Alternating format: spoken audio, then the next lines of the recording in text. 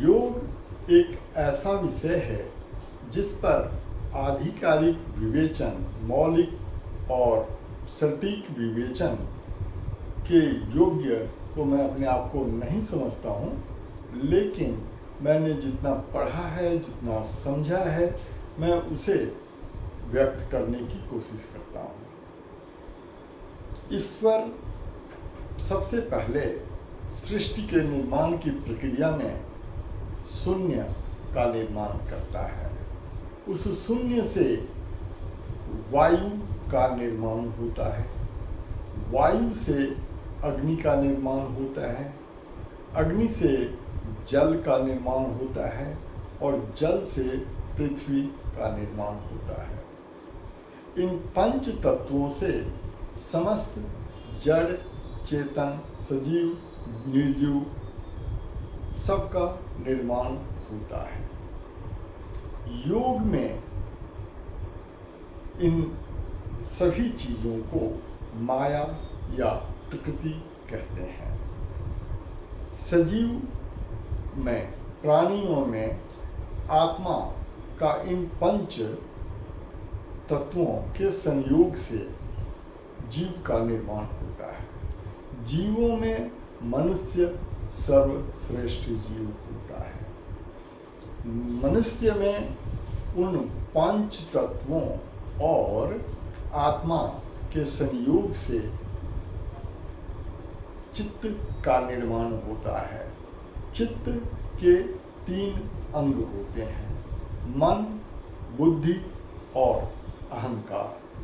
मन के 3 स्तर होते हैं, चेतन, अवचेतन और अचेतन। मन का विषय भावना, कल्पना, संकल्प, विकल्प करना, ये मन का विषय होता है। बुद्धि का विषय निर्णय लेना, अच्छे बुरे में अंतर करना, विश्लेषण करना, संकल्प करना, ये सब बुद्धि का विषय होता है। और अहंकार स्वयं के होने के भाव को अहंकार कहते हैं। अब ये चित्त मनुष्य के शरीर में 5 ज्ञान इंद्रियों और 5 कर्म इंद्रियों को संचालित और नियंत्रित करते हैं। ज्ञान इंद्रिय अपने विषयों के संपर्क से ज्ञान अर्जित करता है।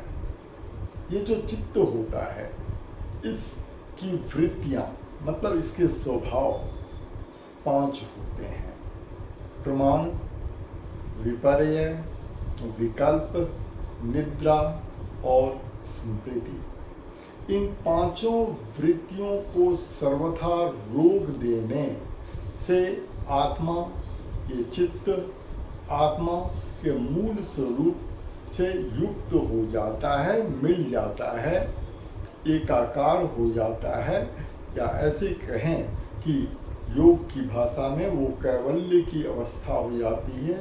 पुरुष का, प्रकृति का पुरुष में लय हो जाता है, आत्मा का परमात्मा से लय हो जाता है। वो परम आनंद की स्थिति होती है, जिसके अनुसंधान में अनादिकाल से ऋषि महर्षि प्रयासरत होते हैं, उस अवस्था में लीन होते हैं। अब ये जो चित्त है, इसकी 5 वृत्तियों के बारे में थोड़ा समझ लेना चाहिए। पहली वृत्ति प्रमाण है। प्रमाण का मतलब सत्य को जानना। प्रमाण के 3 प्रकार होते हैं। पर प्रत्यक्ष प्रमाण, जब ज्ञान इंद्रिय अपने विषयों के प्रत्यक्ष संपर्क से जो अनुभव, जो ज्ञान प्राप्त करता है, वो प्रत्यक्ष प्रमाण है। दूसरा, अप्रत्यक्ष संपर्क से जो ज्ञान प्राप्त करता है, उसे अनुमान प्रमाण कहते हैं। और यथार्थ वक्ताओं, सद्गुरुओं से जो ज्ञान प्राप्त होता है, उसे आगम प्रमाण कहते हैं। ये जो 5 वृत्तियां हैं, पहले जरा समझ लेंगे, ये इनको भी 2 कैटेगरी में बांटते हैं कि जो पुरुष के तरफ, पुरुष का मतलब आत्मा, ईश्वर के तरफ प्रवृत्त हो, उसे अक्लिष्ट वृत्ति कहते हैं, और जो प्रकृति या माया या संसार जगत की ओर प्रवृत्त करे उसे क्लिष्ट प्रवृत्ति कहते हैं। मतलब प्रमाण भी अक्लिष्ट और क्लिष्ट होते हैं। दूसरी वृत्ति है विपर्यय। विपर्यय का मतलब प्रमाणन की प्रक्रिया में जो व्यवधान आते हैं, जो मिथ्या ज्ञान हो जाता है। मिथ्या ज्ञान क्या? सत्य और असत्य का मिश्रित रूप मिथ्या होता है। जो मिथ्या ज्ञान हो जाता है उसे विपर्यय कहते हैं। ये विपर्यय भी 2 प्रकार के होते हैं। जो पुरुष की ओर, जो ईश्वर की ओर प्रवृत्त करे वो अक्लिष्ट, और जो प्रकृति की ओर प्रवृत्त हो उसे क्लिष्ट कहते हैं। अब ये विपर्यय के कारण भी 5 होते हैं। अविद्या। अविद्या वो स्थिति है जिसमें अपवित्र की पवित्रता पर प्रधानता होती है, अनित्य की नित्य पर प्रधानता हो जाती है, दुख की सुख पर प्रधानता हो जाती है, और अनात्म की आत्म पर प्रधानता हो जाती है। इस स्थिति को अविद्या कहते हैं। ये क्लेश का मुख्य कारण होता है, दुख का मुख्य कारण होता है। अब इस अविद्या के 4 स्तर होते हैं: तनु, क्षिप्त, विक्षिप्त और उदार। अविद्या, अब ये विपर्यय का दूसरा कारण होता है अस्मिता। अस्मिता का मतलब मन, बुद्धि और अहंकार के को एक मानने की वजह से जो मिथ्या ज्ञान होता है उसे अस्मिता कहते हैं। राग। राग का मतलब दुख और दुख के कारकों के प्रति जो आसक्ति हो जाती है उसे राग कहते हैं। दुख और दुख के प्रति अनासक्ति को द्वेष कहते हैं, और पूर्व अवस्था के प्रति ममत्व को अभिनिवेश कहते हैं। तो ये 5 कारण होते हैं विपर्यय के। तीसरी वृत्ति विकल्प होती है। विकल्प का मतलब जो सत्य नहीं है उसे सत्य मान लेना, उसे विकल्प कहते हैं। अब ये विकल्प अगर ईश्वर की ओर प्रवृत्त करे, आत्मा की ओर प्रवृत्त करे तो वो क्लिष्ट है, और माया या प्रकृति की ओर प्रवृत्त करे तो वो क्लिष्ट है। चौथी वृत्ति निद्रा है। निद्रा 4 अन्य वृत्तियों के अभाव के स्थिति को निद्रा कहते हैं। अगर निद्रा, ये भी 2 प्रकार की होती है, जो ईश्वर की ओर प्रवृत्त करे, जो आत्मा की ओर प्रवृत्त करे वो क्लिष्ट, और जो प्रकृति की ओर प्रवृत्त करे वो क्लिष्ट। 5वीं वृत्ति स्मृति है। स्मृति वो धरातल है जहाँ ज्ञान इंद्रियों से के अर्जित ज्ञान और कर्म फल संचित होते हैं, अंकित होते हैं, अंकुरित होते हैं, प्रकट होते हैं। उस धरातल को, उस भूमि को स्मृति कहते हैं। अगर ये भी ईश्वर की ओर प्रवृत्त करे तो ये अक्लिष्ट, और प्रकृति की ओर प्रवृत्त करे तो ये क्लिष्ट वृत्ति होती है। अब इन 5 वृत्तियों को सर्वथा रोक देने को योग कहते हैं। अब इस योग के 2 साधन होते हैं, एक को वैराग्य और दूसरे को अभ्यास कहते हैं। वैराग्य का मतलब क्या है? वैराग्य का मतलब विषयों से अनासक्ति। ये वैराग्य भी 2 प्रकार के होते हैं। वशीकार वैराग्य मतलब 5 ज्ञानेंद्रियों को अपने विषयों से अलग कर लेना, खींच लेना। और पर वैराग्य का मतलब पूरी प्रकृति से अपने आप को अलग, अनासक्त कर लेना। अभ्यास, अभ्यास का मतलब यत्न पूर्वक साध्य की ओर अग्रसर रहने को अभ्यास कहते हैं। अभ्यास में श्रद्धा, उत्साह, समर्पण से उत्साह की तीव्रता, मात्रा, गुणवत्ता विकसित होती है, उससे साध्य की सिद्धि शीघ्र होती है। अब ये जो अभ्यास है, योग के मतलब योग के उद्देश्य को, साध्य को प्राप्त करने के लिए 8 स्टेप्स होते हैं, 8 क्रम होते हैं, 8 सोपान होते हैं। पहला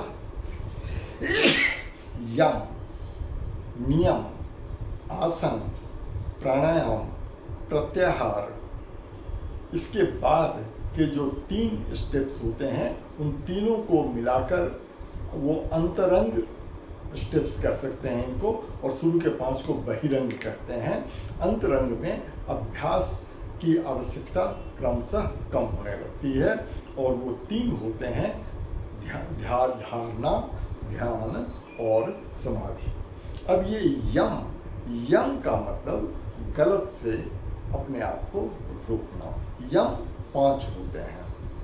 सत्य, ये मान लेना कि आत्मा ही सत्य है, बाकी संसार में सब कुछ असत्य है, ये सत्य, ये यम है। अहिंसा, अहिंसा का मतलब मन से, वचन से, कर्म से किसी जीव को कोई कष्ट न देना अहिंसा है। अस्तेय मतलब चोरी, किसी के धन, किसी भी प्रकार के धन, भौतिक हो, ज्ञान हो, किसी भी प्रकार के धन को अनीतिपूर्वक हरण कर लेना, चोरी कर लेना अस्तेय है। अपरिग्रह, आवश्यकता से अधिक साधन का संचय अपरिग्रह होता है। और ब्रह्मचर्य, ब्रह्मचर्य का मतलब होता है मन से, वचन से और कर्म से मैथुन न करना, इसे ब्रह्मचर्य कहते हैं। यम के बाद दूसरा क्रम, दूसरा सोपान आता है नियम का। नियम भी 5 हैं। शौच, नंबर 1। शौच का मतलब तो होता है शुद्धि। शुद्धि का मतलब शरीर की शुद्धि, मन की शुद्धि। शरीर की शुद्धि नेति, धोती और वस्ती से, और मन की शुद्धि नौली, कपालभाति और त्राटक से होती है। शौच के बाद संतोष। संतोष का मतलब जो प्राप्त है उससे संतुष्ट होना। तप, तप का मतलब अपने साध्य की सिद्धि के लिए हर प्रकार के भौतिक, दैविक, दैहिक हर प्रकार के कष्ट को झेलते हुए अपने साध्य की सिद्धि के लिए सतत अग्रसर रहना तप है। स्वाध्याय, स्व मतलब स्वयं का अध्ययन करना, और इस पथ के और जो सिद्ध पुरुष रहे हैं उनकी कृतियों का अध्ययन करना, उनके साथ सत्संग करना स्वाध्याय है। और ईश्वर प्रणिधान मतलब इस क्रम में, योग के क्रम में जो अगर कुछ सिद्धियां प्राप्त हों तो उस पर अहंकार न करना, उसे ईश्वर की कृपा करके ईश्वर को ही समर्पित कर देना, ईश्वर प्रणिधान है, ईश्वर शरणागति है। ये मान लेना कि जो हमें प्राप्त हुआ है वो आपकी प्रेरणा से, आपके प्रयास से ही प्राप्त हुआ है, इसमें मेरा कुछ भी नहीं है, इसमें इसकी वजह से अहंकार की आवश्यकता नहीं है। अब अगला क्रम आसन, यम, नियम, तीसरा आसन। आसन का मतलब स्थिर और सुखपूर्वक किसी अवस्था में बैठने को आसन कहते हैं। प्राणायाम, अपने प्राणों की गति पर, आवाह प्रवाह पर, आगमन, कुंभक और रेचक पर, अनुलोम विलोम पर ध्यान को केंद्रित करना प्राणायाम होता है। उसको देखना, उसकी गति को देखना कि कैसे शरीर के अंदर प्राणवायु का प्रवेश होता है, कैसे वो शरीर के कण कण में पहुंचता है और कैसे शरीर की विकृत वायु बाहर होती है, ये प्राणायाम होता है। फिर प्रत्याहार, पांचों ज्ञानेंद्रियों आँख, कान, नाक, जीभ और त्वचा को अपने विषयों से हटाकर चित्त में स्थिर करना प्रत्याहार होता है। इसके बाद योग का अंतरंग पथ शुरू होता है। पहला धारणा। धारणा मतलब किसी रूप या किसी शब्द पर चित्त को स्थिर करना धारणा है। ध्यान। ध्यान का मतलब जो विषय, जो ध्येय, जो रूप या शब्द चित्त में स्थिर किया है, उसे स्थिर रखना, उसे चित्त को भटकने नहीं देना, उस पर एकाग्र रहना, उस पर एक चित्त रहना ध्यान है। और तीसरा समाधि। समाधि का मतलब अपने जो ध्येय है, जो साध्य है, जो रूप या शब्द पर ध्यान केंद्रित किया है, सिर्फ उसी का अस्तित्व रह जाना और अपने अस्तित्व को भूल जाना, वो समाधि की स्थिति है। तब साधक हर प्रकार के कष्टों से, वो हर प्रकार के विक्षेपों से मुक्त हो जाता है। अब ये समाधि के भी 4 उपक्रम हैं, उपवेद हैं। सविचार, निर्विचार, सविकल्प, निर्विकल्प, आनंद और कैवल्य। कैवल्य वो स्थिति है जिसको प्राप्त कर लेने के बाद साधक संसार में, प्रकृति में वापस लौटने की इच्छा छोड़ देता है। वह परम आनंद की स्थिति है, वह उसी में सदा रहना चाहता है। वो जन्म मरण के सारे आवागमन से, सारे कष्टों से मुक्त हो जाता है।